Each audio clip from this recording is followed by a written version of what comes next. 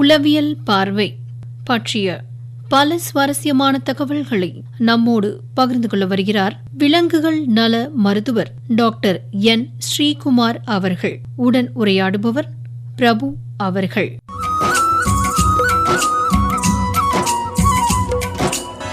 Doctor, எந்த உயிரினம்லாம் நம்ம விலங்குன்னு சொல்றோம்? விலங்குன்னு சொல்லணும் அப்படின்னா நம்ம அது சில அடிப்படையான சில பண்புகள் இருக்கணும். என்னென்னா அது பல செல்களால் ஆன உடல் அமைப்பு இருக்கணும். அதுக்கடுத்தது அதனுடைய செல்லில் நியூக்ளியஸ்ன்னு சொல்லுவோம், கரு, அந்த கரு இருக்கணும். தானாக உணவு தயாரிக்க முடியாது. அதுக்கடுத்தது அதுங்களுக்கு சில செல்லில் செல் சுவர் இருக்காது, செல் மெம்பரேன் தான் இருக்கும். அதற்கடுத்தது நரம்பு மற்றும் தசை போன்ற சிறப்பு திசுக்கள் அதில் இருக்கணும். அடுத்தது அதுக்கு ஒரு நகரும் திறன் இருக்கணும். இது அடுத்தது வெளியில் என்னவோ தூண்டுதல் வருது அப்படின்னா அதற்கு சமாளிக்கக்கூடிய பண்பு இருக்கணும். இந்த பண்புலாம் இருந்ததுன்னா அதை நம்ம விலங்குன்னு சொல்கிறோம். இது எல்லாமே அனிமேலியா என்ற விலங்கு ராஜ்யத்தை சார்ந்தவையாக இருக்கும் இந்த விலங்குகள் எல்லாமே. இதில் எதெல்லாம் வரும் அப்படின்னு சொன்னால் முதுகெலும்புள்ளவை, முதுகெலும்பற்றவை அப்படின்னு நம்ம பிரிச்சுக்கலாம். அதில் முதுகெலும்புள்ளவை எதெல்லாம் வரும்னா பாலூட்டிகள், மனிதன், நாய், வவ்வால், அது போன்றவைகள், பறவைகள், ஊர்வன, நிலநீர் வாழ்வன, தவளை, ஆமை போன்றவை மற்றும் மீன்கள். முதுகெலும்பு அற்றவை அப்படின்னு பார்த்தோம்னா அதில் நம்ம கணுக்காளிகள், ஆர்த்ரோபோட்ஸ்ன்னு சொல்லி சொல்லுவோம். அப்புறம் மெல்லுடலிகள், மொலஸ்கான்னு சொல்லுவோம். அப்புறம் குழியுடலிகள், அது எதுனா அந்த பவளப்பாறை, ஜெல்லி மீன்கள், இது மாதிரி வர்றதெல்லாம். அதுக்கப்புறம் முட்தோலி இனங்கள்னு சொல்லுவோம் நம்ம, முட்தோலிகள். அதில் என்ன நட்சத்திர மீன், கடல் வெள்ளரி, அவை போன்றவை எல்லாம். அதற்கு அடுத்தது துளை உடலிகள், அதாவது கடற்பஞ்சு, இதெல்லாம் சொல்லலாம். அதுக்கு அடுத்தது புழுக்கள். இவை எல்லாமே இந்த விலங்கினம் என்ற வகையில தான் வருதுங்க. டாக்டர், விலங்கினம் முதல் உயிரிலிருந்து எப்படி தோன்றி இந்த நிலைமைக்கு வந்துச்சுன்னு சொல்ல முடியுமா? இப்போ அதனுடைய பரிணாமத்தை நம்ம பார்க்கறப்போ முதலாக ஒரு செல் உயிரி தான் தோன்றியது. அதுவும் முதல்ல பாக்டீரியா தோன்றியதாக விஞ்ஞானிகள் சொல்கிறாங்க. எப்போதுன்னா கிட்டத்தட்ட 800 மில்லியன் ஆண்டுகளுக்கு முன்பாக அது தோன்றியது. அந்த சமயத்திலே நமக்கு கொயனோஃப்ளஜெல்லேட்ஸ் அப்படின்னு சொல்லக்கூடிய எல்லா விலங்குகளுக்கும் ஒரு முன்னோடியாக விளங்கக்கூடிய ஒரு உயிரினம் அதே காலத்தில் தோன்றியது என்று விஞ்ஞானிகள் சொல்றாங்க. அதுல குறிப்பா அந்த பாக்டீரியா எப்போ உருவாச்சுன்னா 3.5 - 4 பில்லியன் ஆண்டுகளுக்கு முன்பாக பாக்டீரியா உருவானதாக விஞ்ஞானிகள் சொல்றாங்க. அதுல பல செல்களால் ஆன முதல் விலங்கு எப்போ உருவாச்சு அப்படின்னு சொன்னா அது கிட்டத்தட்ட 800 - 600 மில்லியன் ஆண்டுகளுக்கு அந்த இடைப்பட்ட காலத்துல உருவாகி இருக்கிறது. அதற்கடுத்து முதலாக உருவானது அது மாதிரி விலங்கினம் கடற்பஞ்சு. கிட்டத்தட்ட 700 மில்லியன் ஆண்டுகளுக்கு முன்பாக கடற்பஞ்சு உருவாகியது. அதற்கடுத்தது பாத்தீங்கன்னா கேம்பிரியன் எக்ஸ்ப்ளோஷன் சொல்லுவாங்க, கேம்பிரியன் காலம். அந்த காலம் தான் மிக முக்கியமான காலம். இது கிட்டத்தட்ட 540 மில்லியன் ஆண்டுகளுக்கு அந்த சமயத்துல இந்த கேம்பிரியன் எக்ஸ்ப்ளோஷன் ஒரு கேம்பிரியன் காலம்னு சொல்றோம். அந்த சமயத்துல தான் பல்வேறு உயிரினங்கள், பல்வேறு உடல் மாறுபாடுகளை கொண்ட பல்வேறு விலங்கினங்கள் அதில் தோன்றியதாக சொல்றாங்க. விலங்கினங்களிலே இரு சீரமைவு உள்ள, அதாவது பாதியப்பழம் தான் ரெண்டும் சமமா இருக்கு, அது மாதிரி இரு சீரமைவு மற்றும் நரம்பு மண்டலம் கொண்ட விலங்குகள் எல்லாமே அந்த காலத்தில் உருவானதாக நமக்கு படிம பதிவேடுகள் சான்றா இருக்குது நமக்கு. மேலும் நத்தைகள், கணுக்காளிகள், முதுகெலும்பிகள், நட்சத்திர மீன் போன்ற அனைத்தும் இந்த காலத்தில் உருவாகியது. அடுத்ததாக பேலியோசோயிக் சகாப்தம் சொல்றோம். அது எந்த ஆண்டு காலம்னா அந்த கேம்பிரியன் எக்ஸ்ப்ளோஷனுக்கு பின்னாடி 540 - 282 மில்லியன் ஆண்டுகளுக்குள்ளாக இந்த சகாப்தத்தை சொல்றோம். இந்த சமயத்துல என்னென்ன விலங்குகள் எல்லாம் உருவாகினா முதுகெலும்புள்ள விலங்குகள் அப்பதான் முதல்ல தோன்றியதா சொல்றாங்க. அப்போ முதல்ல மீன்களுக்கு தாடை, அந்த செதில்கள், துடுப்பு மற்றும் எலும்பு கூடு உள்ள மீன்கள், இவை எல்லாம் அந்த காலத்தில் உருவாகியதாக சொல்றாங்க. மேலும் தண்ணீரிலிருந்து நிலத்தில் விலங்குகள் வாழத் தொடங்கின இந்த காலத்தில். அப்ப 4 கால் உள்ள முதுகெலும்புள்ள விலங்குகள் கூட இந்த காலத்தில் தான், அதாவது 375 மில்லியன் ஆண்டுகளுக்கு முன்பாக அது உருவானதாக சொல்றாங்க. அதே மாதிரி சுவாச உறுப்புகள் விலங்குகளுக்கு, அப்புறம் மரவட்டை போன்ற, அதாவது மில்லிபீட்ஸ், அது மாதிரி போன்ற உயிரினங்களும் இந்த பேலியோசோயிக் சகாப்தத்தில் உருவாகியதாக விஞ்ஞானிகள் கூறுகின்றனர். அடுத்ததாக மீசோசோயிக் அண்ட் ஜீனோசோயிக் சகாப்தம், இது எப்போனா கிட்டத்தட்ட 252 மில்லியன் ஆண்டுகளுக்கு அதுக்கு பிற்பட்ட காலம். இந்த காலகட்டத்தில் ஊர்வன, குறிப்பாக டைனோசர் மற்றும் பறவைகள் இந்த காலத்தில் உருவாகின. அதற்கடுத்தது ஜீனோசோயிக் அந்த காலகட்டத்தில் முதலாக குரங்குகள் அப்பொழுது உருவாயின. பிறகு குரங்குகளிலிருந்து மனிதன் தோன்றியதாக சான்றுகள், அதாவது படிம பதிவேடுகள் மற்றும் மரபணு ஆராய்ச்சி, ஒத்த உருவம் கொண்ட செல்லுயிரிகளின் ஆராய்ச்சி, இதன் அடிப்படையில் விஞ்ஞானிகள் இவ்வாறு மேற்கண்டவாறு உருவானதாக கூறுகிறார்கள். டாக்டர், விலங்குகள் எல்லாம் ஏன் ஒரே மாதிரி பிஹேவ் பண்ண மாட்டேங்குது? விலங்குகள் எல்லாம் ஒரே குணாதிசயம் கொண்டவை அல்ல. காரணம், அவருடைய பரிணாம வளர்ச்சியின் போது ஒவ்வொரு விலங்குகளுக்கும் மரபு கூறுகள் வேறுபடுகின்றன. அந்த டிஎன்ஏன்னு சொல்லுவோம், மரபு பொருள், அது ஒவ்வொரு விலங்குக்கும் வேறுபடும். அதே மாதிரி அவை வாழும் சுற்றுச்சூழலுக்கு ஏற்றவாறு அவர்கள் கற்றுக்கொண்ட, அந்த விலங்குகள் கற்றுக்கொண்ட அந்த அனுபவம், அதன் அடிப்படையில் அதனுடைய குணாதிசயம் மாறும். மேலும் ஒவ்வொரு விலங்குகளுக்கும் ஒரு தனிப்பட்ட ஒரு குணாதிசயம் உண்டு. உதாரணம், சிங்கத்துக்கு பார்த்தீங்கன்னா அதுக்கு ஒரு அட்டாக் பண்ற தன்மை இருக்கும். அதே பூனையை பார்த்தீங்கன்னா அது பயந்து ஓடக்கூடிய தன்மை இருக்கும். அந்த மாதிரி ஒவ்வொரு விலங்குகளின் தேவைக்கு ஏற்றவாறு அதனுடைய குணாதிசயம் மாறும். உதாரணமா ஒரு பசி எடுக்கிறப்போ அதனுடைய குணம் ஒரு மாதிரி இருக்கும். பசிலாம் இல்லை, எது எல்லாம் நிரம்பி எல்லாம் திருப்தியா இருக்கிறோன்னா அந்த மாதிரி சமயத்தில் அதனுடைய குணாதிசயம் மாறுபடும். அதே மாதிரி வெளிப்புற காரணங்களாலையும் அதனுடைய குணாதிசயம் மாறுபடும். எப்படின்னா, வேட்டையாடும் பொழுது ஒரு விலங்கு வேட்டையாட போகுதுன்னா அப்போ அதனுடைய குணாதிசயம் வேற மாதிரி இருக்கும். அதுவே பசிலாம் எல்லாம் நிரம்பெடுத்து சந்தோஷமா இருக்குன்னா அப்போ அதனுடைய குணாதிசயம் மாறுபடும். அது பசியா இருக்கிறப்போ உணவு தேவை அப்படின்றப்ப பார்த்தீங்கன்னா அதுக்கு தகுந்த மாதிரி அதனுடைய குணாதிசயம் மாறுபடும் நமக்கு. டாக்டர், மனுஷங்களை பத்தி நம்ம பேசும்போது இந்த பர்சனாலிட்டின்ற ஒரு வார்த்தையை யூஸ் பண்ணுவோம். அதே மாதிரி விலங்குகளுக்கும் பர்சனாலிட்டி இருக்கா? ஆமாம் சார், நீங்க கேட்ட மாதிரி கண்டிப்பா ஒவ்வொரு விலங்குக்கும் தனிப்பட்ட பர்சனாலிட்டி கண்டிப்பாக ஒவ்வொரு விலங்குக்கும் உண்டு. அந்த தனிப்பட்ட பர்சனாலிட்டின்றது ஒவ்வொரு விலங்குகிட்ட நிலையாக காணப்படக்கூடிய ஒரு ஆளுமைத்தன்மைன்னு சொல்லலாம். நம்ம உதாரணமா சிங்கம்னு எடுத்தோம்னா, தைரியமா இருக்கிற விலங்குகளுக்கு சொல்லணும்னா சிங்கம் எப்பயுமே அது இரையை தேடியோ இல்ல அதுக்கு ஒரு அச்சுறுத்தல் வரப்போ அது என்ன பண்ணும்னா அட்டாக் பண்ணும். இதுவே பூனை பார்த்தீங்கன்னா அதனுடைய சுபாவமே என்னன்னா பயந்து ஓடக்கூடிய சுபாவம் அது. ஸோ அதனுடைய பர்சனாலிட்டி அது. அதற்கு அடுத்தது அந்த பர்சனாலிட்டி ஆளுமைத்தன்மை எவ்வாறு வேறுபடுது அப்படின்னு சொல்லி நம்ம சொல்லலாம்னா, சில சமயம் அதனுடைய வாழக்கூடிய அந்த சுத்தி இருக்கிற என்விரான்மெண்ட், ஸோ அதை பொறுத்து அவங்களுடைய பர்சனாலிட்டி மாறுபடும். உதாரணமா ஒரு வேட்டையாடுறது யாருன்னா வராங்க, அந்த அனிமலை வேட்டையாட வராங்க, அப்போ ஒரு அச்சுறுத்தல் இருக்குது. அந்த மாதிரி சமயத்துல அப்ப வேற என்ன வழியை நம்ம கண்டுபிடிக்கலாம் அப்படின்றது ஒவ்வொரு விலங்குக்கும் வேறுபடும். ஒரு அச்சுறுத்தல் வரப்போ அதுல இருந்து தன்னை பாதுகாத்துக் கொள்வதற்கு உண்டான அந்த ஒரு தனித்திறன் அது ஒவ்வொரு விலங்குக்கும் மாறுபடும். சில விலங்குகள் ரொம்ப அமைதியாகவே இருக்கும், அந்த அமைதியா இருக்கும். அதற்கடுத்து இந்த மாதிரி அமைதியா இருக்கிற விலங்குகள்கிட்ட பார்த்தோம்னா அதுங்களுக்கு இனப்பெருக்க திறனும் பார்த்தீங்கன்னா அந்த அளவுக்கு விஞ்ஞானிகள் என்ன சொல்றாங்கன்னா, இனப்பெருக்க திறனும் அதனுடைய அதாவது மொத்த பாப்புலேஷன் எண்ணிக்கையே கம்மியாக தான் இருக்கும் அப்படின்னு சொல்றாங்க. சில விலங்குகள் ரொம்ப ஆக்ரோஷமா இருக்கும். இதுக்கு நம்ம சொல்லணும் அப்படின்னு சொன்னோம்னா நம்ம சிங்கம் சொல்லலாம், புலி சொல்லலாம், சில சமயம் வேட்டைக்கு போகக்கூடிய நாய்கள் இனங்களை கூட சொல்லலாம். நம்ம இவங்க இனப்பெருக்க காலத்துல கூட அதே மாதிரி பாத்தீங்கன்னா அந்த ஜோடியை பிரிக்கிறோம் அப்படின்னு சொன்னா அந்த சமயத்துல ஆக்ரோஷம் வரும் விலங்குகளுக்கு. அது அதனுடைய பர்சனாலிட்டி அது. அதே மாதிரி மற்ற விலங்குகளிடத்தில் எப்படி நல்லிணக்கத்தோடு பழகுதுங்க அப்படின்றதும் அதுங்க ஒவ்வொரு அனிமலை பொறுத்தது. உதாரணமாக டாகு அதில் பூனை இதெல்லாம் நம்ம பார்த்தோம்னா வேட்டையாடுற சமயத்தில் வேட்டையாடும், மனிதர்களோட நண்பர்களாக இருக்கிறப்ப நண்பர்களாக இருக்கும், மனிதனுக்கு பாதுகாப்பு கொடுக்கணும்னா பாதுகாப்பு கொடுக்கும். அப்படி போன்ற ஒரு ஆளுமைத்திறன் கொண்டவை அவர்கள். டாக்டர், விலங்குகளுக்கு எமோஷன்ஸ் இருக்கா? கண்டிப்பாக விலங்குகளுக்கும் அந்த உணர்ச்சிகள் உண்டு. எமோஷன்ஸ், அது உணர்ச்சின்னு சொல்றோம் நாம. அவைகளுக்கும் மகிழ்ச்சி, பயம், அன்பு, துக்கம், மன அழுத்தம், கோபம் ஆகிய மனிதர்களில் காணப்படக்கூடிய அனைத்து உணர்ச்சிகளும் விலங்குகளிடத்தில் கண்டிப்பாக இருக்கின்றது. இப்போ இது எப்படி சொல்றாங்க அப்படின்னு சொன்னா, விலங்குகள்ல அதனுடைய பிசியாலஜி படிக்கிறாங்க. அந்த பிசியாலஜி, அதுக்கு அடுத்தது அதனுடைய நரம்பியல், இதெல்லாம் படிக்கிறப்போ அதுல அந்த உணர்வுகளை நரம்புல செயல்படுத்தக்கூடிய அந்த ஹார்மோன் சொல்லுவோம். அந்த ஹார்மோன்கள் விலங்குகளிடத்திலும் மனிதர்களிடத்திலும் ஒரே மாதிரியான ஹார்மோன் தான். அந்த பயம்னா அந்த சமயத்துல என்ன நம்ம கார்டிசோல் அந்த ஹார்மோன் செக்ரேட் ஆகும். இதே சமயத்தில் அன்பாக இருக்கிறோம் அப்படின்னு சொன்னால் ஆக்சிடோசின்ன்ற ஹார்மோன் செக்ரேட் ஆகும். இது எல்லாம் விலங்குகளிடத்திலும் மனிதர்களிடத்திலும் ஒரே மாதிரியாக இருப்பதால் அவைகளுக்கும் உணர்ச்சிகள் உண்டு என்பது சொல்லுகிறாங்க.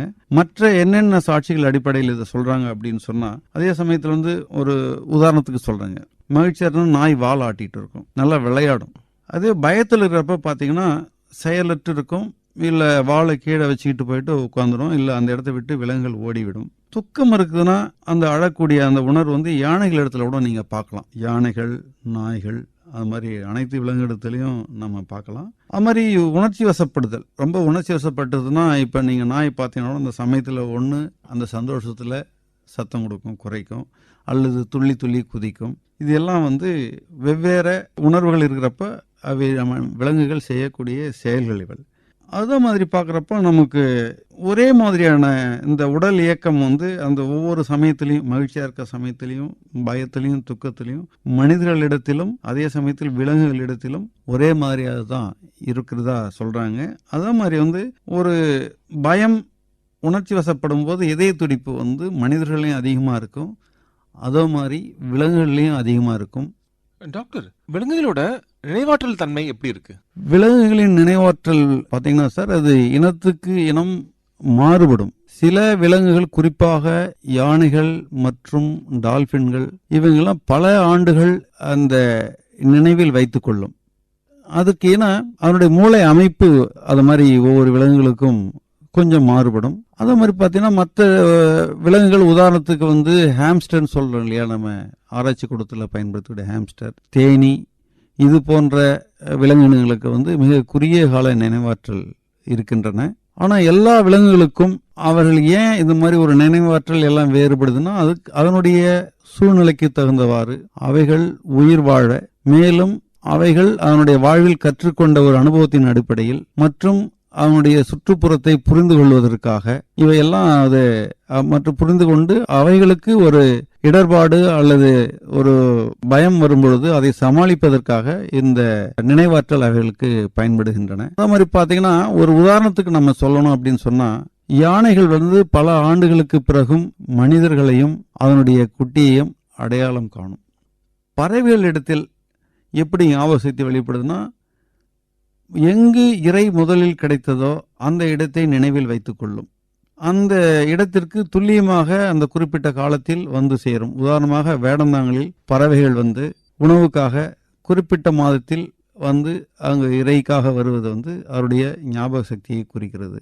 அதே மாதிரி நாய்கள் மனிதர்களின் செயலை நினைவில் வைத்திருக்கக்கூடிய நினைவாற்றல் அதே மாதிரி இருக்கும். நாய் நம்ம அடிச்சிட்டோம்னா அதுவும் அதுக்கு ஞாபகம் இருக்கும்.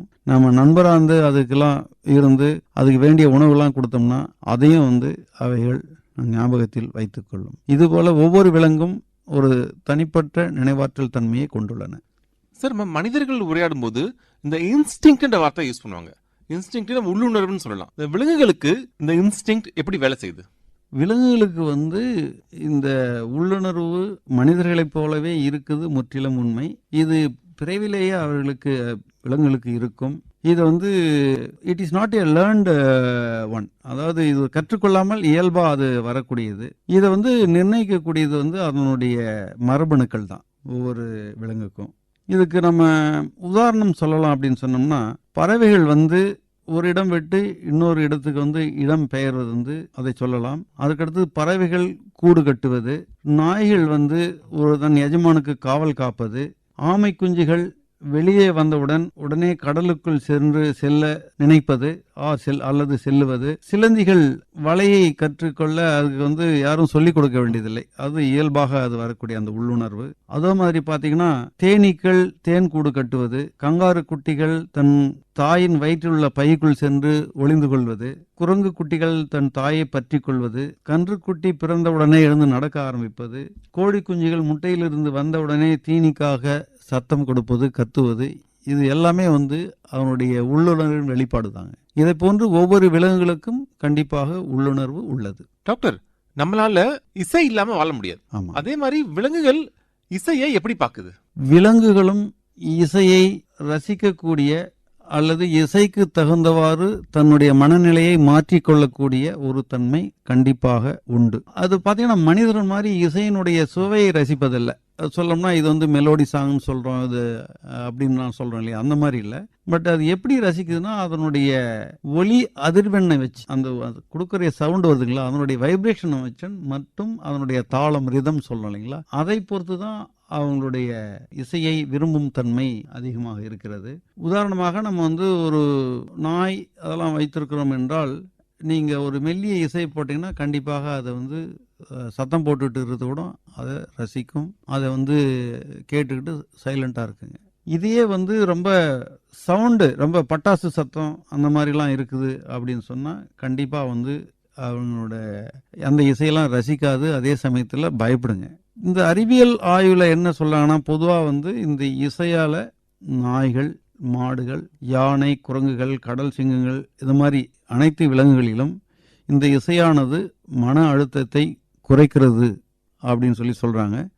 இது நாங்கள் டே டு டே ப்ராக்டிஸில் நாங்கள் டெய்லியே பார்க்குறோம். எங்கள் ஹாஸ்பிட்டல்லாம் கிணலில் இருக்கிற டாக்ஸுக்கெல்லாம் சவுண்டு போட்டோம்னா அதில் நம்ம எஃப்எம் வச்சு அதில் பாட்டு போட்டோம்னா அமைதியாக இருக்குங்க. இது நான் கண்கூடாக பார்க்குறதுக்குண்ணே.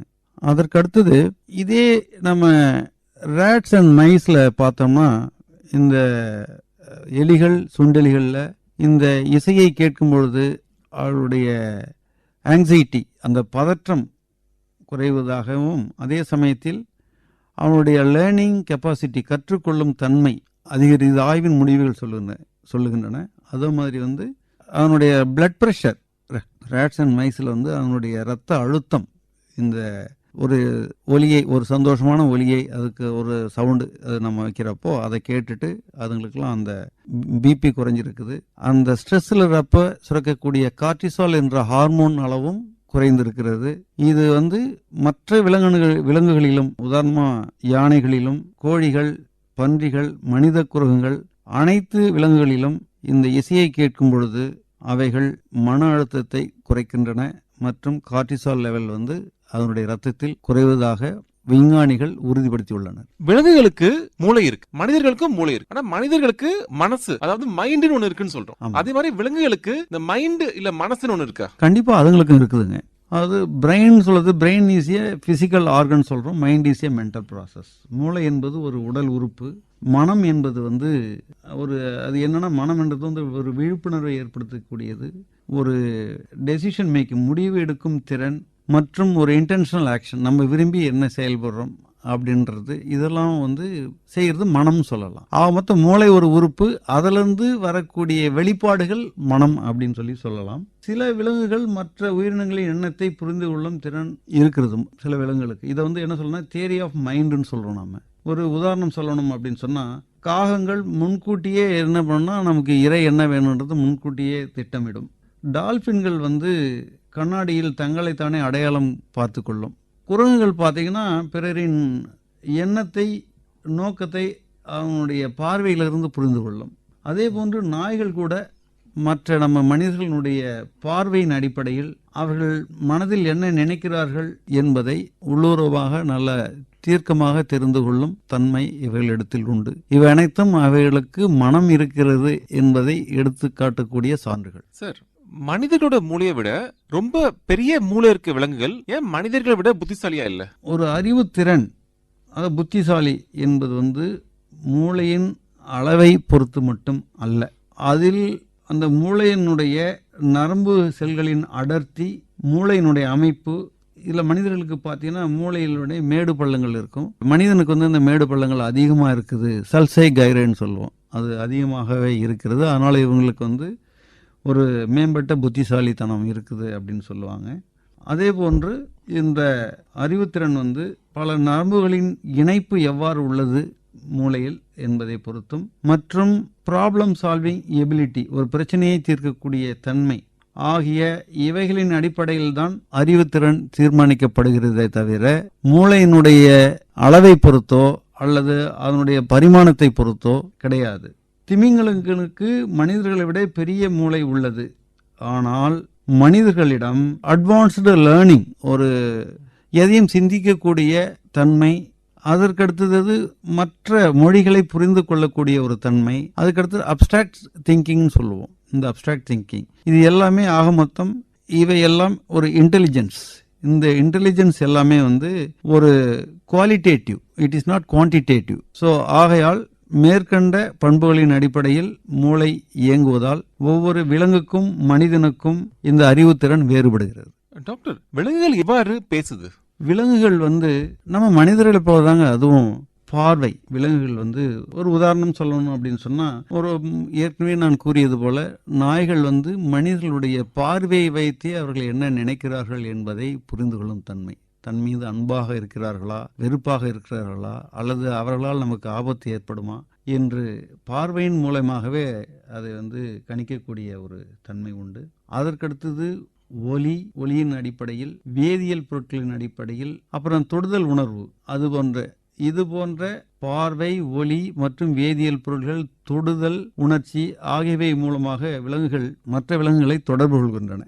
உதாரணத்துக்கு நம்ம சொல்லணும் அப்படின்னு சொன்னா, குரல் வச்சு எப்படி இதுங்க கண்டுபிடிக்குன்னா, ஒலி இப்போ நம்ம மனிதர்களுடைய காது கேட்கும் திறன் 20 முதல் 20,000 கிலோஹெர்ட்ஸ் வரைக்கும் மனிதனால் கேட்க முடியும். இதே எலிகளுக்கு பார்த்தீங்கன்னா 80 கிலோஹெர்ட்ஸ் சத்தம் வரை அவர்களால் கேட்க இயலும். இப்போ எலிகள் ஒரு மனச்சோர்வுல இருக்குது அல்லது டிஸ்ட்ரெஸ்ல இருக்குது அப்படின்னு சொன்னா 22 கிலோஹெர்ட்ஸ் உள்ள சவுண்டை எழுப்புங்க.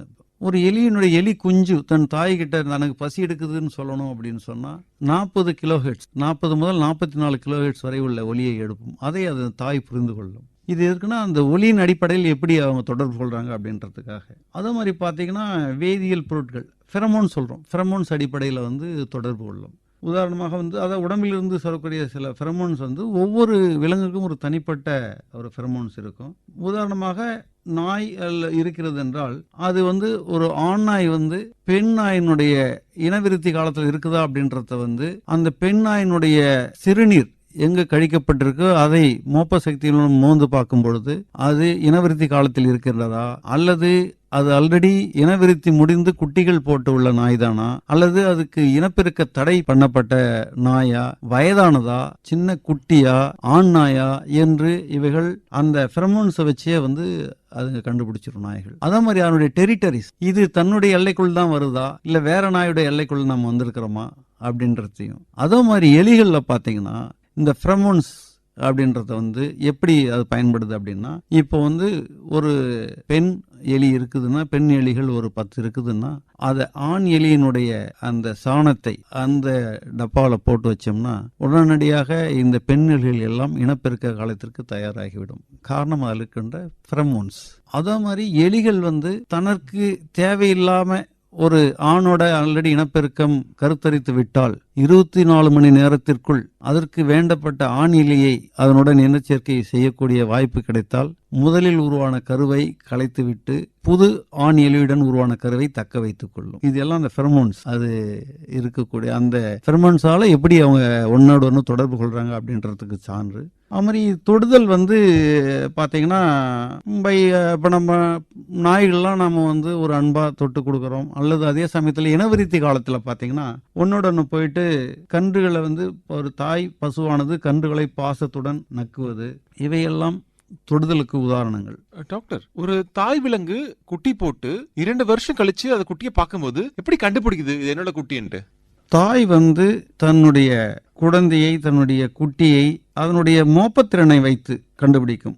உதாரணமாக பாலூட்டிகளில் நாய், பூனை, யானை கூட எடுத்துக்கிட்டிங்கன்னா அவருடைய மோப்பத்திறன், அவங்களுக்கு மோப்பத்திறன் நாய் மற்றும் பூனைகளுக்கு மனிதர்களை விட 40 மடங்கு அதிகம். அதனால் அந்த மோப்பத்திறன், அதில் இருக்கிற ஃபெரமோன்ஸ், அதுக்கு அந்த தன் குட்டியில் சின்னதாக இருக்கிறப்போ என்ன அந்த ஃபெரமோன்ஸ் இருந்தது அதை வைத்து அந்த மோப்பத்திறனை வைத்து கண்டுபிடிக்கும். அடுத்தது சிலர் தன்னுடைய குழந்தைகளை அதனுடைய குரல் வைத்து, உதாரணமாக பெண்குயினில் பார்த்தீங்கன்னா அந்த சின்ன பெண்குயின்கள் ஒரு தனிப்பட்ட ஒரு சத்தம் எழுப்பும். அதை தாய்கள் எளிதாக புரிந்து கொள்ளும். மற்றும் ஒரு காட்சி நினைவு, காட்சின்னா அதாவது ஒரு பொருளை பார்க்கறோம்னா அது நம்ம ஞாபகத்தில் இருக்கு இல்லைங்களா, அதுதான் அந்த ஒரு ஞாபக சக்தி அடிப்படையில் ஒரு பொருளை பார்க்கறோம்னா அதனுடைய தன்னுடைய குழந்தையை முன்பு பார்த்தது இப்பொழுதும் வரும்பொழுது அதனுடைய அது காட்சியில் நினைவில் இருக்கும். இது என்ன சொல்லணும்னா specific moment of young one in the memory அப்படின்னு சொல்லி நம்ம அதை சொல்றோம். நம்ம ஆகையால்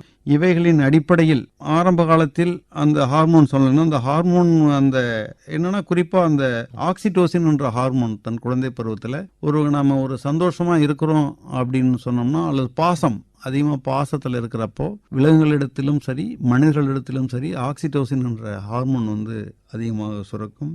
அதன் மூலமாக அவைகள் அந்த பல நினைவாற்றலை வைத்து தன்னுடைய குழந்தைதானா என்பதை நீண்ட காலம் ஆனாலும் மேற்கண்டவாறு அவைகள் அடையாளம் கண்டுபிடித்து அவைகளை தன்னுடன் இணைத்து கொள்ளும். டாக்டர், எந்த விதத்துல விலங்குகள் மனிதர்களை விட புத்திசாலித்தனமா இருக்கு? மனிதர்களை விட விலங்குகளுக்கு என்ற சில தனிப்பட்ட குணாதிசயங்கள் உண்டு. அதை யாராலும் மனிதரால் ஈடு செய்ய முடியாது. உதாரணத்துக்கு நாம சொல்லணும் அப்படின்னு சொன்னா, சுனாமி காலத்துல சுனாமி வந்த பொழுது நாய் இனங்கள் அந்த புவிகாந்த விசை மாற்றத்தை கொண்டு முன்கூட்டியே மனிதனுக்கு தெரியப்படுத்தின. அது மாதிரி பறவைகள் பார்த்தீங்கன்னா ஓரிடத்திலிருந்து இன்னொரு இடத்திற்கு அந்த புவிகாந்த விசையின் அடிப்படையில் சென்று அதை ஒரு உதாரணமாக வேடந்தாங்கல்ல உணவு இருக்குதுன்னா அங்கிருந்து கண்டிப்பாக கண்டம் விட்டு கண்டம் வரும் பொழுது அந்த புவிகாந்த விசையின் அடிப்படையில் கரெக்டாக துல்லியமாக அந்த இடத்துக்கு வரும். அதே மாதிரி சுனாமி போன்ற நில அதிர்வுகள் வரும்பொழுது பறவைகள் அந்த மின்காந்த விசையை வைத்து முன்கூட்டியே நமக்கு ஒரு சமிக்கை கொடுக்கும், அறிக்கை நமக்கு ஒரு சயின்ஸ் கொடுக்கும். பறவைகள்லாம் கூட்டணும் பறந்து போகும், அந்த மாதிரி நமக்கு ஒரு அறிக்கை சமிக்கை கொடுக்கும். அதுக்கு அடுத்தது பார்த்தீங்கன்னா வௌவால் தன் சுற்றுப்புறத்தில் உள்ள பொருட்களை மீயொலி எழுப்பி, தட் இஸ் கால்டு எக்கோலொகேஷன் சொல்லுவோம். அது ஒரு சவுண்டை ப்ரொடியூஸ் பண்ணும். அது போய் பக்கத்தில் உள்ள பொருளில் பட்டு எவ்வளோ சீக்கிரம் தன் காதுக்கு மறுபடியும் அந்த சவுண்டு வருது அப்படின்றத பொறுத்து அந்த பொருள் என்ன பொருள் என்றது அந்த முப்பரிமாண அடிப்படையில் அந்த முப்பரிமாணத்துடன் அந்த பொருளை எவ்வளோ தூரத்தில் இருக்குது, எங்கே இருக்குது என்பதை இவைகள் மிக துல்லியமாக கண்டுபிடிக்கும். ஆக அதுக்கடுத்தது பார்த்தீங்கன்னா நாய்களுக்கு அந்த மோப்ப சக்தி. உதாரணமாக தன்னுடைய எஜமான் உடம்பு சரியில்லாமல் இருக்கிறாரா, மகிழ்ச்சியில் இருக்கிறாரா, அல்லது எஜமானுக்கு மிக முற்றிய வியாதி இறக்கும் தருவாயில் உள்ளாரா, அதே மாதிரி திருடர்களை கண்டுபிடிக்கிறது, கொலை குற்றவாளிகளை கண்டுபிடிக்கும் அந்த ஒரு குறிப்பிட்ட அந்த திறன் நாய்களுக்கு உண்டு. ஆக மேற்கோள் காட்டிய அனைத்து எடுத்துக்காட்டுகளும் விலங்குகள் மனிதனை விட எவ்வாறு மிகச் சிறந்த ஒரு திறனை பெற்றுள்ளன என்பதற்கு சான்றுகள். டாக்டர், நம்ம கிளிகளுக்கு சொல்லித்தரோம், மனிதனோட மொழியை சொல்லித்தரும் போது அது கத்துக்கிட்டு திரும்ப பேசுது. அதே மாதிரி நம்ம புறாவுக்கே அந்த மாதிரி சொல்லித்தர முடியல. இப்போ கிளிகள் நம்ம சொல்லக்கூடியதை விரைவில் கற்றுக்கொள்கின்றன. ஆனால் புறாக்கள் அந்த மாதிரி பேச மாட்டுது அப்படின்றது தான் உங்களுடைய கேள்வி. அடிப்படையில் அது அனாட்டமி அல்லது உடற்கூறியல் அடிப்படையில் பார்க்குறப்போ பேரட்ஸ் அந்த கிளிங்களுக்கு அந்த வோக்கல் ஆர்கன் சொல்லுவோம், குரல் வளை, சிரிங்ஸ் அப்படின்னு சொல்லக்கூடியது அதனுடைய அமைவு அது ஒரு தனிப்பட்ட விதம். அதே போன்ற குரல் வளை புறாக்களுக்கு கிடையாது. அது ஒரு முக்கியமானது. அதற்கு அடுத்தது கிளிகளுக்கு அதனுடைய மூளை மிகவும் ஒரு நல்ல ஒரு அடுத்த ஸ்டேஜ், புறாவை விட ஒரு வளர்ந்த ஒரு அட்வான்ஸ்டு ஸ்டேஜ் அப்படின்றதுனால அவைகள் மனிதன் சொல்ல சொல்ல கிளிகள் அதை கற்றுக்கொள்கின்றன. குரல் வள அமைப்பு அப்படி இருப்பதனால, சிரிங்ஸ் இருக்கிறதுனால அவர்களால் பேச முடிகிறது. புறாக்களுக்கு அது போன்ற குரல் வளை அமைப்பு இல்லை. அதனால் அவைகளால் கிளிகளைப் போல பேச இயலாது. மேலும் கிளிகளே ஆனாலும் மனிதன் பேச பேச அதை கற்றுக்கொள்கின்றன. அந்த கற்றுக்கொள்ளும் திறன் அந்த மூளை, மேம்பட்ட மூளை கிளிகளுக்கு இருக்கிறதுனால அதுங்க கற்றுக்கொள்கின்றன. ஆனால் புறாக்களுக்கு அந்த அளவுக்கு மேம்பட்ட மூளைத்திறன் இல்லை. ஆகையால் அவைகளால் கிளிகளைப் போல பேச இயலும். டாக்டர், நிறைய சைக்காலஜி எக்ஸ்பெரிமெண்ட்ஸ் எலிகள் மேலதான் விஞ்ஞானிகள் டெஸ்ட் பண்றாங்க. எலிகளுக்கும் மனிதர்களுக்கும் உள்ள ஒற்றுமை என்ன? நீங்கள் கூறுவது முற்றிலும் உண்மை சார். இப்போ மனிதனுடைய உளவியல் ஆராய்ச்சிகள் பலவும் மற்ற ஆராய்ச்சிகளும் கூட எலிகளிலும் மற்றும் சுண்டெலிகளிலும் தான் ஆராய்ச்சி செய்கின்றனர். காரணம் என்னன்னா, அவனுடைய மரபணுக்கள், எலியில சுண்டெலியில் இருக்கிற மரபணுக்களும் மனிதனிடத்தில் இருக்கின்ற மரபணுக்களும் கிட்டத்தட்ட 90% ஒன்றுபடுகின்றன. ஆகையால் இதுல நம்ம எலியில ஆராய்ச்சி செய்யறாங்க. அது மட்டுமல்ல, மெமரி பவர், நினைவு, அதற்கு அடுத்தது ஃபியர், பயம், மன அழுத்தம் தொடர்பான அது நமக்கு அந்த மூளையில இருக்கக்கூடிய அந்த பாகங்கள், ரிசப்ஷன், அந்த சென்டர்ஸ் சொல்லுவோம், பிரெயின் சென்டர்ஸ், அதுவும் பாத்தீங்கன்னா எலியிலும் மனிதனிடத்திலும் 90% ஒத்து போகின்றன.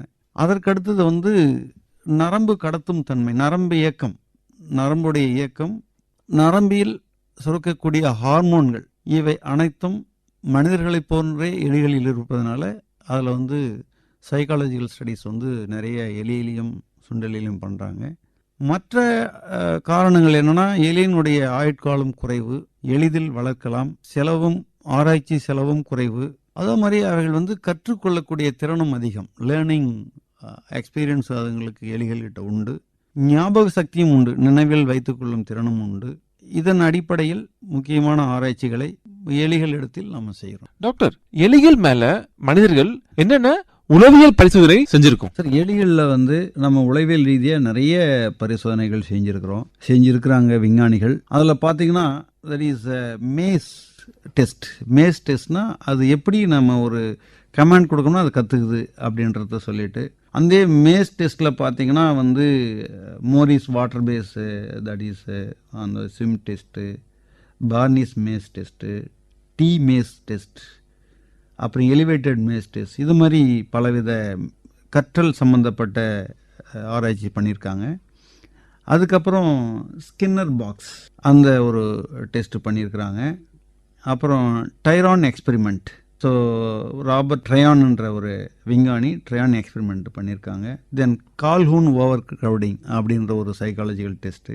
தென் rat park addiction experiment. So இது மாதிரி பலவிதப்பட்ட உளவியல் பரிசோதனைகள் வந்து எலியில் பண்ணியிருக்கிறாங்க. டாக்டர், இந்த டைரன்ஸ் ரேட் எக்ஸ்பெரிமெண்ட் அப்படின்னா என்ன? ஆமாம் சார், இந்த டைரன்ஸ் ரேட் எக்ஸ்பெரிமெண்ட்ன்றது வந்து ஒரு உளவியல் பரிசோதனை. இதை பண்ண விஞ்ஞானி வந்து ராபர்ட் ட்ரையான் 1940 இதில் எலிகளில் பண்ணாங்க. இதில் வந்து எலிகள் வந்து அதனுடைய ப்ராப்ளம் சால்விங் எபிலிட்டி அதை படிக்கிறதுக்காக அது சம்மந்தப்பட்ட அதை ஆராய்ச்சி பண்ணணும் அப்படின்னு சொல்லிட்டு அவங்க இது பண்ணாங்க. ஆக இந்த எலிகளில் வந்து இந்த ஆராய்ச்சி பண்ண பிறகு அந்த ட்ரையான்ஸ் ரேட் எக்ஸ்பெரிமெண்ட்டில் பார்த்தீங்கன்னா சில எலிகளுக்கு வந்து அந்த ஒரு புதிரை சால்வ் பண்ணக்கூடிய ஒரு திறமை, ஒரு முக்கியமான சூழலில், ஒரு என்னவென்று அறியாத ஒரு சூழலில் அதை சமாளிக்கும் திறமை எலிகளில் மரபணுக்கள் ரீதியாக வருகின்றன ஒழிய அவை சூழ்நிலைக்கு ஏற்றவாறு மாறுபடுவதில்லை என்பதை இதன் முடிவில் வந்து அந்த விஞ்ஞானி ட்ரையான்ஸ் சொன்னார். அதாவது எலிகள் வந்து problem solving ability is partly by heredity and not solely by environment அப்படின்றத கடைசியாக இதனுடைய முடிவில் சொன்னார். டாக்டர், விஞ்ஞானி ஜான் பி கேலோனோட ஓவர் கிரவுடிங் எக்ஸ்பெரிமெண்ட் பற்றி சொல்ல முடியுமா? ஆமாம் சார், இதுவும் வந்து ஒரு சைக்காலஜி அண்ட் ஸ்ட்ரெஸ் சம்பந்தப்பட்ட ஒரு ஆராய்ச்சி. 1947 ஜான் பி காலூன் அப்படின்றவங்க வந்து மேரிலேண்டில் வந்து ராக்வில்லி ஃபார்ம் லேண்ட் அதில் வந்து அவருடைய பண்ணையில் இந்த ஆராய்ச்சி பண்ணார். என்ன பண்ணார்னா, இவர் வந்து தன்னுடைய பண்ணையில் எலிகளை வந்து 2 விதமா ஒரு கூண்டுல அடைத்து வைத்து அதில் ஆராய்ச்சி பண்ணாரு. என்னன்னா, ஒரு கூண்டுல இருக்கிற எலிகளுக்கு வந்து தேவையான அனைத்து உணவு மற்றும் அது விளையாடுறதுக்கு வேண்டிய பொருட்கள், தண்ணீர் அனைத்தும் கொடுத்தாங்க. இன்னொரு கூண்டுல இருக்கிற எலிகளுக்கு வந்து உணவு அனைத்து வசதிகளும் செய்து கொடுத்து, ஆனால் அதில் நிறைய எலிகளை அதில் வளர்க்க ஆரம்பித்தார். இது அப்படி நிறைய எலிகள், அதாவது டென்சிட்டி, பாப்புலேஷன் டென்சிட்டி ஒரு இடத்துல அதிகமாகுதுன்னா அது எப்படி சைக்கலாஜிக்கலா பாதிக்கப்படுது அப்படின்றது அவருடைய ஆராய்ச்சி முடிவில் அதில் என்னென்ன சொன்னார் அப்படின்னா, இந்த மாதிரி அதிகமாக ஒரு கிரௌடட் பிளேஸ்ல இருக்கிற அந்த ஒரு என்ன சொல்றது மக்கள் தொகை, அதாவது எலிகளுடைய எண்ணிக்கை அதிகமாக இருக்கக்கூடிய கூண்டுல இருக்கிற எலிகளுக்கு எல்லாமே எல்லா இருப்பிட வசதி உணவு கிடைத்தாலும் கூட அவங்களுக்கு வந்து ஒரு சமூக ரீதியில் மன அமைதி இல்லை. அதுக்கடுத்தது ஆக்ரோஷம், அந்த அக்ரஷன் தன்மை அதிகமாக காணப்பட்டன. அதுக்கடுத்தது தன்னுடைய எலி குஞ்சுகளை கூட அது சரியாக கவனிக்க தவறிவிட்டன. அதுக்கடுத்து அவனுடைய இனப்பெருக்கம் கூட பார்த்தீங்கன்னா வந்து ஒரு அப்நார்மல் செக்ஷுவல் பிஹேவியர். ஸோ இந்த ஒரு 4ஐயும் அவங்க சொன்னார். அதாவது social breakdown, aggression, neglect of young and abnormal sexual behaviour. ஆக மொத்தம் அந்த எலிகளுக்கு உணவு, இருப்பிடம், தண்ணீர் வசதி, விளையாடுவதற்கு வேண்டிய இயற்கை சூழல் இருந்தால் கூட அவனுடைய எண்ணிக்கை ஓரிடத்தில் அதிகமாக இருக்கும் பொழுது, டென்சிட்டி அதிகமாக இருக்கும் பொழுது அது எலிகளுக்கு மனச்சோர்வையும் ஒரு சமூக ரீதியான பாதிப்பையும் ஆக்ரோஷத்தையும் இனவிருத்தி, நாட்டம் இல்லாத தன்மை ஆகிய அனைத்தும் அந்த சூழ்நிலை உருவாக்குகிறது என்பதை இவர் கண்டறிந்தார். டாக்டர், கர்ட் ரிச்சரோட ட்ரவுனிங் ராட் எக்ஸ்பெரிமெண்ட் பத்தி சொல்ல முடியுமா? ஆமாம் சார். இவர் வந்து கர்ட் ரிச்சர் என்றவர் வந்து ஒரு professor, college professor. 1950 Johns Hopkins அந்த இடத்துல இதை ஆராய்ச்சி பண்ணார். என்னன்னா, எலிகளுக்கு வந்து ஒரு நம்பிக்கை, சைக்காலஜிக்கல் ஒரு பவர் இருக்குது அப்படின்னு சொன்னா எப்படி செயல்படுது, அந்த ஒரு சைக்காலஜிக்கல் என்டூரன்ஸ் இல்லை அப்படின்னா எப்படி செயல்படுது அப்படின்றத எப்படி கண்டுபிடிச்சாருன்னா, ஒரு எலியை ஒரு தண்ணி தொட்டியை நிரப்பிட்டு அதில் வந்து எலியை விட்டுட்டார். அந்த எலி எவ்வளோ நேரத்தில் அது உள்ள முழுகுது அப்படின்றது. ஒரு பாத்திரத்தில் ஒரு குறிப்பிட்ட எலியை அதை மாதிரி நீந்துறதுக்கு விட்டாரு. அது ஒரு உதாரணமாக ஒரு 10 நிமிஷம் கழிச்சு அதுங்க எல்லாம் உள்ள முழுகி விட்டன. இன்னொரு எலியில வந்து இன்னொரு பாத்திரத்தில் தண்ணி எலியில விட்டு அது ஒரு குறிப்பிட்ட அந்த முழுகிற சமயத்தில் உடனே அதை எடுத்து வெளியில விட்டுட்டு ஒரு குறிப்பிட்ட கால இடைவெளி ஒரு 10 நிமிஷமோ 15 நிமிஷமோ விட்டுட்டு மறுபடியும் அதை நீச்சல் அடிக்க விடுறப்போ இந்த மாதிரி எலிகள் என்ன பண்ணுச்சுன்னா அந்த குறிப்பிட்ட காலத்தில் போயிட்டு அடுத்த பக்கம் போயிட்டு ஏறி அண்ணாண்ட வந்துடுதுங்க. ஆக மொத்தம் இதுல இருந்து அவர் என்ன கண்டறிந்தார்னா, ஒரு மனதத்துவ அடிப்படையில் ஒருவங்களுக்கு வந்து ஒரு நல்ல மனதத்துவம் இருக்குது, அல்லது சைக்கலாஜிக்கல் ஸ்ட்ராங்னஸ், மனத்திடம் இருக்குது என்றால் அவர்கள் எப்பேற்பட்ட சூழ்நிலையும் சமூக சூழ்நிலையில் அவர்கள் தன்னை பாதுகாத்துக் கொள்வார்கள், அவர்களுக்கு மேலும் வாழ்நாள் காலமும் அதிகமாக இருக்கும் அப்படின்றத இவருடைய ஆராய்ச்சியில் கண்டுபிடிச்சார். டாக்டர், இந்த ராட் பார்க் எக்ஸ்பெரிமெண்ட் பத்தி சொல்ல முடியுமா? சார், ராட் பார்க் எக்ஸ்பெரிமெண்ட் அப்படின்றது வந்து ஒரு அருமையான எக்ஸ்பெரிமெண்ட்டு. இது எப்படின்னா, ஒரு சமூகத்தில் வந்து தனிப்பட்ட முறையில் எப்படி இருக்கிறப்ப ஒரு மனோதத்துவம் இருக்கும், ஒரு சுற்றம் சூழ சமூகத்தில் இருக்கிறப்போ எப்படி அதனுடைய மனோதத்துவம் இருக்கும் அப்படின்றத பற்றி இவர் ஆராய்ச்சி பண்ணார். ஆராய்ச்சி பண்ண விஞ்ஞானி வந்து ப்ரூஸ் அலெக்சாண்டர் 1970 முதல் 80களில் வந்து இந்த ஆராய்ச்சியை பண்ணார். அப்போது இவர் என்ன பண்ணாருன்னா, ஒரு கூண்டில் வந்து ஒரு 4-5 எலியை போட்டுட்டு அதுங்களுக்கு வேண்டிய எல்லா உணவு, தண்ணீர், விளையாடுவதற்கு வேண்டிய வசதி அந்த மாதிரி எல்லாத்தையும் அமைத்து கொடுத்து ஒரு சுத்திகரிக்கப்பட்ட தண்ணியை மட்டும் ஒரு பாட்டிலில் ஒன்று வச்சுருந்தாரு. இன்னொரு பாட்டிலில் வந்து மார்பின் கலந்த தண்ணியும் வச்சுருந்தாரு. இன்னொரு கூண்டில் ஒரே ஒரு எலி, அதற்கு இது மாதிரி வேண்டிய வசதிகள் எல்லாமே செஞ்சு கொடுத்துருந்தாரு. அதே மாதிரி ஆனா அந்த தனிப்பட்ட முறையில் இருந்த எலி வந்து இந்த மார்பின் கலந்த தண்ணி தான் குடிச்சது. ஒரு சோசியலா இருந்த இந்த ஒரு 5-6 எலிகள் ஒரே கூண்டில் இருந்தவர்கள் வந்து அந்த மார்பின் கலந்த தண்ணியை அதிகம் பயன்படுத்தவில்லை, சுத்திகரிக்கப்பட்ட தண்ணியை மட்டுமே குடித்தன.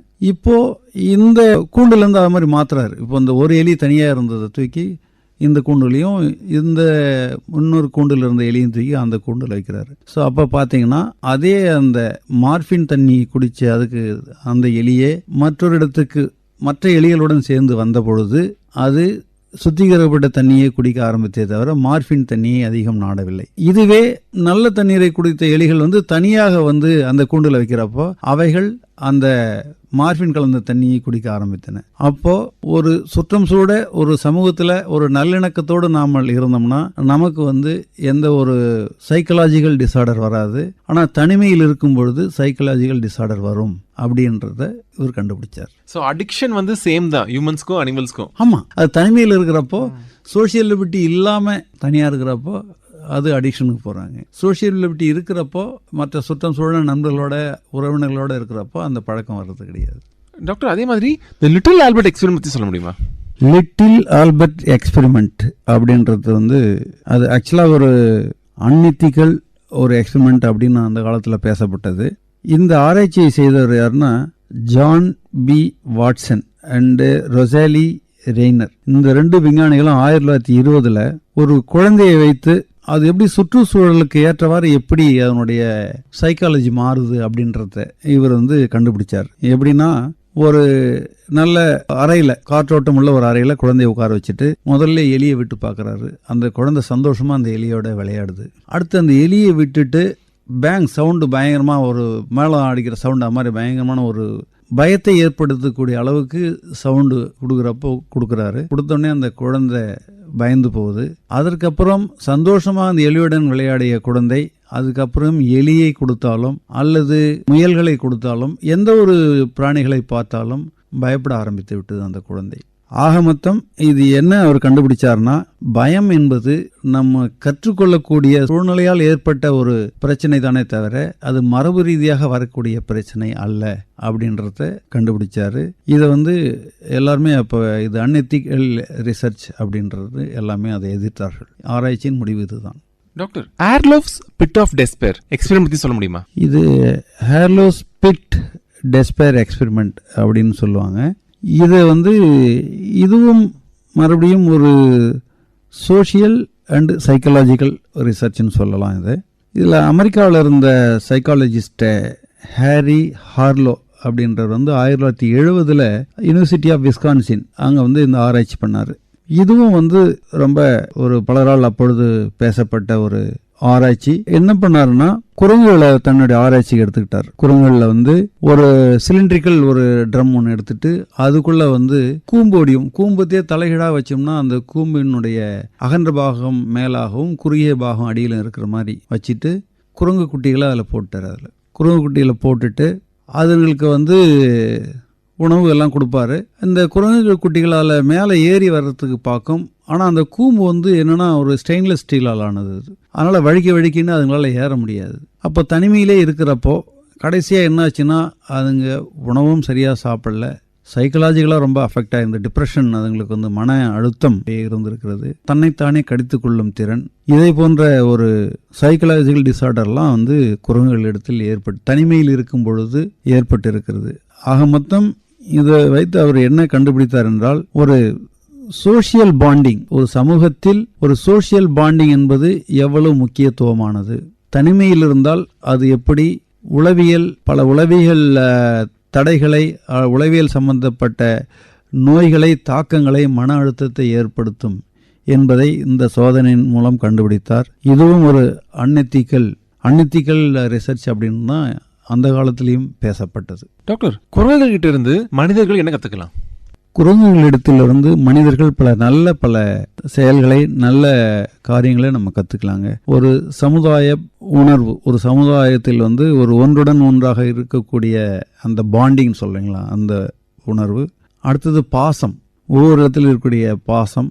அடுத்தது எப்படி லேர்னிங் கெப்பாசிட்டி, அது குரங்குகள் இடத்திலிருந்து, அது குரங்குகள் இடத்துல அந்த சில புதிர்களை சமாளிக்கக்கூடிய தன்மை அவர்களுக்கு உண்டு. உதாரணமாக நீங்கள் ஒரு கம்ப்யூட்டரில் ஒரு இமேஜை வச்சிங்கன்னா அதை திருப்பி காட்டும். அந்த மாதிரி கற்கக்கூடிய திறமை உண்டு. அந்த திறமை. அதற்கடுத்து மூளை வளர்ச்சி, எப்படி மூளையை நம்ம பயன்படுத்தினா இன்னும் மென்மேலும் நம்ம இந்த சமுதாயத்தில் ஒரு நல்ல பல காரியங்களை செய்யலாம் அப்படின்றதெல்லாம் நம்ம குரங்குகள் இடத்துலேருந்து கற்றுக்கலாம். டாக்டர், குரங்குகள் மேலே விஞ்ஞானிகள் என்னென்ன உளவியல் சோதனைகள் நடத்தினாங்க? சார், இதில் ஒரு நிறைய உளவியல் சோதனைகள் நடத்தினாங்க.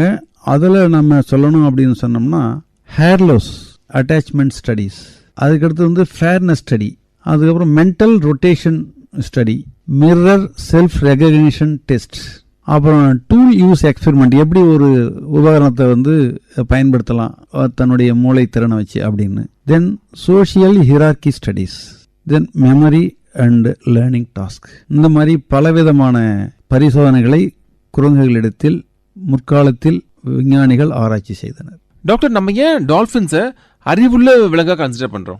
டால்பின் நம்ம புத்திசாலி என்று சொல்றதுக்கான காரணங்கள் அவைகளுக்கு ஒரு பெரிய, அதே சமயத்தில் ஒரு சிக்கலான மூளை, நல்லா அதை சிந்திக்கக்கூடிய, மற்ற விலங்குகளை சிந்திக்கக்கூடிய ஒரு திறன் அவைகளிடத்தில் இருக்கின்றன. அதே மாதிரி அவைகளிடத்தில் தகவல் பரிமாற்றும் திறன் அதிகம். டால்பின்களில் தகவல் பரிமாற்றும் திறன், அப்புறம் கண்ணாடியிலும் தங்களை அடையாளம் காணும் திறன் அவைகளுக்கு உண்டு. எந்த ஒரு பிரச்சனையும் தீர்க்கக்கூடிய திறன் அதுவும், மற்றும் அவைகளுக்குள் வலுவான சுமூக உறவு இருக்கக்கூடிய அந்த ஒரு புத்திசாலித்தனம். மேற்கண்ட அனைத்து புத்திசாலித்தனமும் திறன்களும் டால்பின்களுக்கு உள்ளன. காரணம், அவர்களுக்கு ஒரு பெரிய, அதே சமயத்தில் சிக்கலான ஒரு நல்ல மூளை. டாக்டர், பூனையும் சிங்கமும் ஒரே குடும்பத்தை சேர்ந்ததுதான், ஆனா நம்மளால பூனையை வளர்க்க முடியுது, ஏன் சிங்கத்தை வளர்க்க முடியல? நீங்க சொன்னது மிகச் சரியானது. பூனையும் சிங்கமும் ஒரே குடும்பத்தை சார்ந்ததுதான்.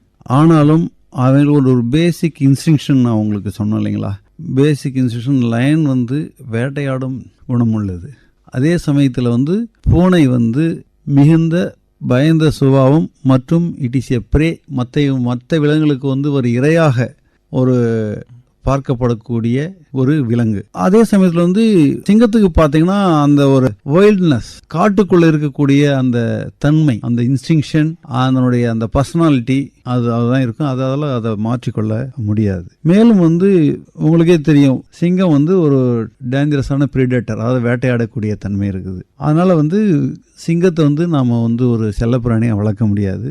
ஆனா பூனைகள் வந்து மனிதர்களிடத்திலிருந்து நண்பர்களாக ஈஸியா மாறக்கூடிய தன்மை உண்டு. சிங்கத்திடம் அது போன்ற ஒரு எளிமையாக ஒரு நண்பனாக மாறக்கூடிய தன்மை கிடையாது. மேலும் ஒரு குறிப்பிட்ட இந்த கால இடைவெளியில் வந்து நம்ம பூனைகள் வந்து ஒரு செலக்டிவ் பிரீடிங், அதாவது தேர்ந்தெடுக்கப்பட்டு ஒரு இனவிருத்தி பண்ணி நம்ம அதை வந்து மனிதர்களுக்கு ஒரு நண்பர்கள் அப்படின்ற அளவில் இப்போ நம்ம கொண்டு வந்துட்டோம். சிங்கம் வந்து காட்டு விலங்குன்றதுனால அதனுடைய இயற்கை குணாதிசயங்கள் மற்றும் அவை காட்டுக்குள் வாழ்கின்ற தன்மை உடைய, அதனால் நம் பூனைகளைப் போல வீட்டில் அவைகளை ஒரு செல்ல பிராணிகளாக வளர்க்க இயலாது. டாக்டர், பூனை எப்படி மனிதர்களோட செல்லப்பிராணியா வந்ததுன்றத வரலாறு சொல்ல முடியுமா? ஆமாங்க, இது வந்து கிட்டத்தட்ட ஒரு 9000 ஆண்டுகளுக்கு முன்பாக பூனைகள் வந்து மனிதர்களுக்கு ஒரு நண்பனாக மாறிவிட்ட தன்மை அப்பொழுதே உண்டு என்று விஞ்ஞானிகள் கூறுகின்றனர். அதுல இன்னும் நமக்கு சான்றுகள் என்னென்ன அப்படின்னா, எகிப்தியர்கள், அப்புறம் சிப்ரஸ் நாட்டில் இருக்கிறவங்க, இவங்கெல்லாம் அந்த மிடில் ஈஸ்ட், அவங்களாம் 9500 ஆண்டுகளுக்கு முன்பாக மனிதனுடைய புதைக்கப்பட்ட இடத்தில் மனிதனுடைய எலும்புக்கூடு கிடைத்த பொழுது பூனைகளினுடைய எலும்புக்கூடும் அப்பொழுது எடுத்திருக்கார்கள். அப்பொழுது அந்த காலத்திலேயே மனிதர்கள், எகிப்தியர்கள் மற்றும் சிப்ரஸ் நாட்டைச் சேர்ந்தவர்கள் பூனையை ஒரு உற்ற நண்பனாக மற்றும் தெய்வமாக வழிபட்டதாகவும் வரலாற்று சான்றுகள் கூறுகின்றன. அதில் வந்து எப்படி பூனைகள் வந்து மனிதர்களுக்கு நண்பர்களாச்சு அப்படின்னா, பழைய காலத்தில் என்ன பண்ணுவாங்கன்னா, விளைச்சல் இப்போ நெல் விளையுதுன்னா அதை வந்து ஒரு இடத்துல அறுவடை பண்ணி கொட்டி வச்சிருப்பாங்க. அல்லது நெல் வயல்களில் வந்து எலிகள் வந்து அந்த நெல்லெல்லாம் கடிச்சு சாப்பிட்டுடும். அல்லது நெல் சேமித்து வைக்கிற இடத்துல வந்து வலை தோண்டி அதுக்குள்ள ஒளிந்துட்டு இந்த நெல்லெல்லாம் வந்து அதுங்க சாப்பிட்டுடும். அப்போ இந்த பூனைகள் வந்து அந்த எலிகளை கட்டுப்படுத்துவதற்காக மனிதர்கள் அப்போ கூடவே வளர்க்க தொடங்கினார்கள். ஆக மொத்தம் அந்த காலம் முதல் இன்று வரை பூனைகள் மனிதர்களுக்கு உற்ற தோழனாக இருக்கின்றன. அதிலும் செலக்டிவ் பிரீடிங், குறிப்பிட்ட ஒரு தேர்ந்தெடுக்கப்பட்ட இனவிருத்தி பண்ண பிறகு அந்த பூனை இனங்கள் மனிதனுக்கு வேண்டிய தோழனாகவும், அதே சமயத்தில் மனிதன் பூனைக்கு வேண்டிய உணவுகளை கொடுப்பதாலும் இரண்டு மனிதனும் பூனையும் மிக நெருங்கிய நண்பர்களாக தற்காலத்தில் மாறிவிட்டனர். டாக்டர், அதே மாதிரி நாய்கள்லாம் எப்படி வந்து மனிதனுக்கு செல்ல பிராணியா மாறிச்சு? இது ஒரு சந்தோஷப்படக்கூடிய ஒரு வித்தியாசமான ஒரு தகவல். இது நாயை வந்து முதல்ல வந்து 15000 ஆண்டுகளுக்கு முன்பாகவே மனிதன் தனக்கு உற்ற தோழனாக வளர்க்க ஆரம்பித்து விட்டான். தற்பொழுது நாய்கள் எல்லாமே ஓநாய்களில் இருந்து உருவானவை தான். அப்பொழுது பழைய காலத்தில் மனிதன் வேட்டையாடும் பொழுது வேட்டையாடி சாப்பிட்டது போக மீதி இருக்கின்ற எஞ்சிய பொருட்களை இந்த ஓநாய்கள் வந்து சாப்பிடுவதுண்டு. அப்பேற்பட்ட ஓநாய்கள் பின்பு மனிதனுக்கு வேட்டையாடுவதற்கும் உதவி செய்ய ஆரம்பித்தன. இப்போ பார்த்தீங்கன்னா நம்ம வந்து ஹண்டிங் டாக் நம்ம சொல்றீங்களா, ஹண்டிங் அண்ட் ஹூண்டர்ஸ். இப்போ நம்ம சொல்லக்கூடிய இந்த சிப்பி பாறை, இதுங்க எல்லாமே ஹண்டிங் டாக்ஸ். ஒரு மனிதனுக்கு வேண்டிய ஒரு பிராணியை ஒரு இது கொண்டுட்டு வேணா, ஈவன் மீனோட எடுத்துட்டு வேணா போயிட்டு எடுத்துட்டு வந்துடுங்க. அந்த மாதிரி மனிதனுக்கு அவை உதவி செய்ய ஆரம்பித்தன.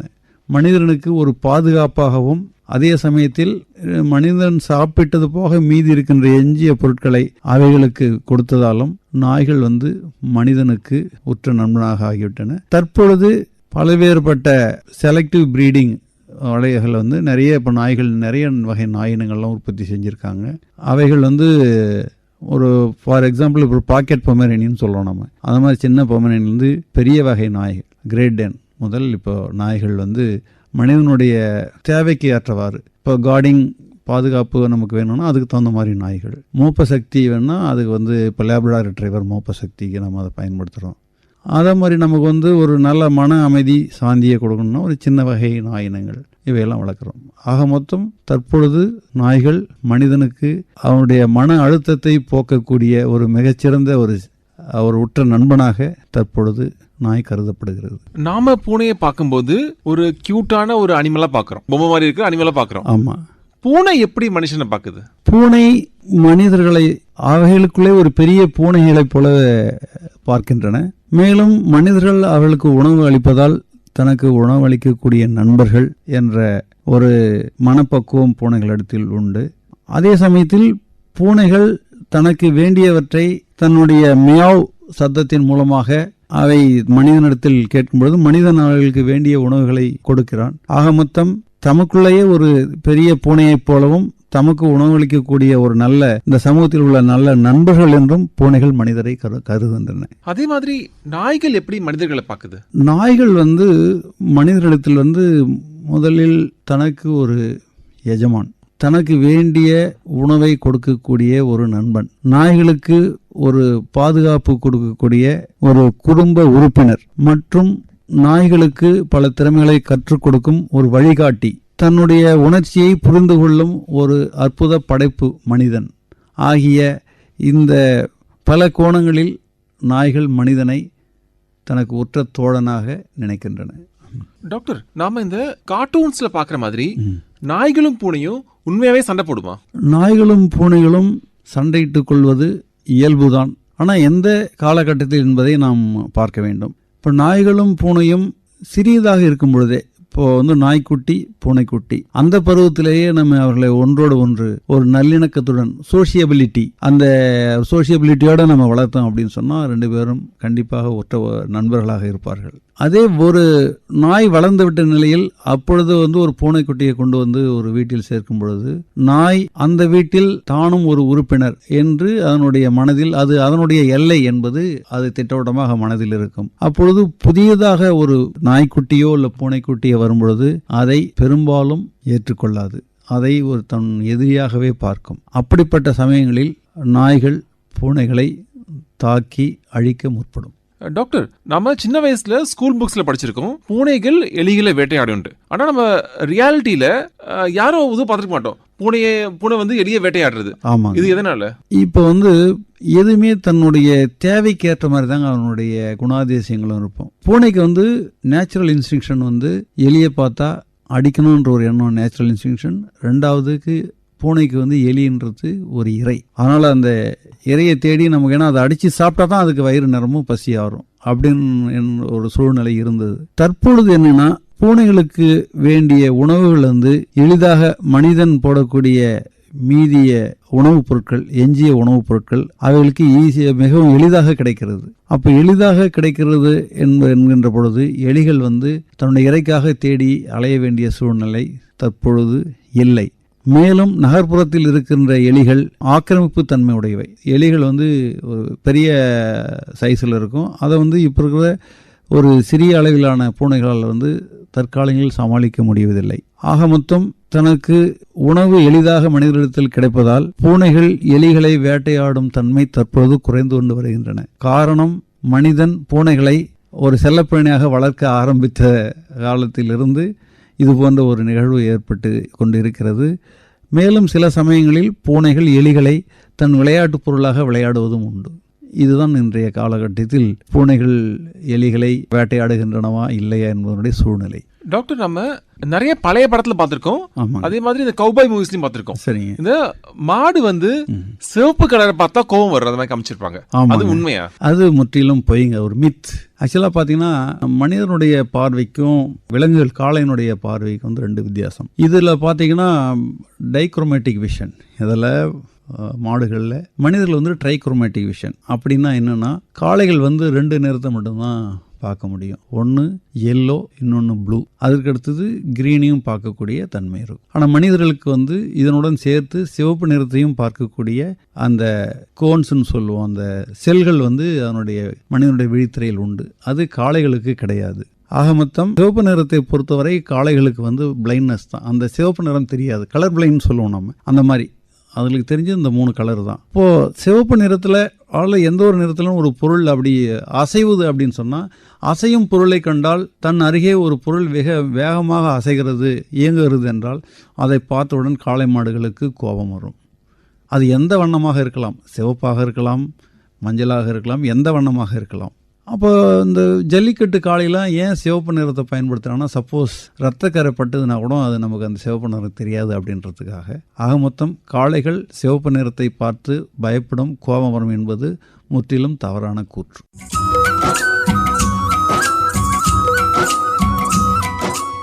இதுவரை உளவியல் பார்வை பற்றிய பல சுவாரஸ்யமான தகவல்களை நம்மோடு பகிர்ந்து கொண்டவர் விலங்குகள் நல மருத்துவர் டாக்டர் என் ஸ்ரீகுமார் அவர்கள். உடன் உரையாடியவர் பிரபு அவர்கள்.